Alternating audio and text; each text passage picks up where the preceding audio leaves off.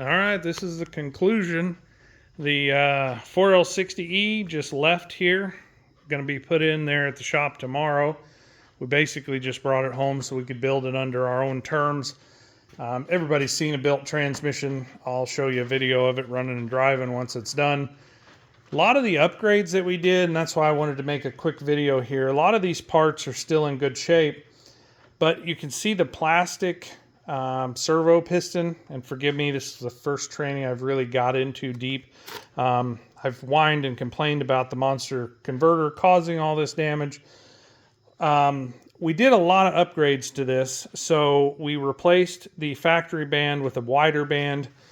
We did find out that it had overheated and really killed a lot of those pistons just due to heat and the vomiting of all the trash out of the torque converter.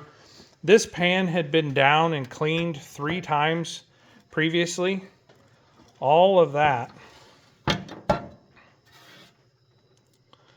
is since the monster torque converter was installed. And so that basically created all this work. You might see, if you're a transmission person, that we have some new clutches we didn't use. These are the 3/4 clutches that came in the kit. We put a Z-Pack, which is an upgrade for the 3/4 clutches in there, which is why we didn't use these. We may use these for a stock build down the road if we decide to do this again. These are some of the clutches that we took out of it. You can see that most of the time when a tranny goes bad, those clutches are smoked, and these just aren't. Here are the rest of them. So most of the time that transmission material is frictions that's in the pan, and you can see that didn't come from these clutches here. We did go ahead and put a upgraded, I know this is a reusable gasket, but we replaced ours. We put all new electronics in it. I'm going to show you the valve body here in a minute. We upgraded all the planetaries from a 4-pin to a 5-pin. We did upgrade to a new drum, hardened sun shell. We upgraded, obviously, new pistons there. I don't know that this had ever been gone through before. We did tear apart the valve body, and we were going to rebuild it. You can see the boxes there of the electronics, so all that's brand new. When we pulled this apart, there was some galling in there, and I don't know that it'll show up on camera. But inside here, some of them needed to be honed out, and I didn't have that equipment. Nor was I really confident to do that. So I think this is definitely rebuildable. We're going to keep all the parts and use it for other builds and projects later. But we were able to find a Sunex reman valve body that had the upgrades that we wanted. We did go ahead and put the Transco upgrades in it, as far as shift kit, Transco separator plate, all new gaskets.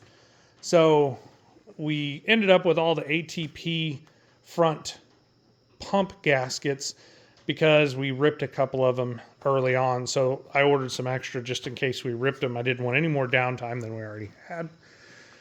So long story short, conclusion on our 4L60 build, we went through and upgraded the bypass valve to a 50 thousandths valve.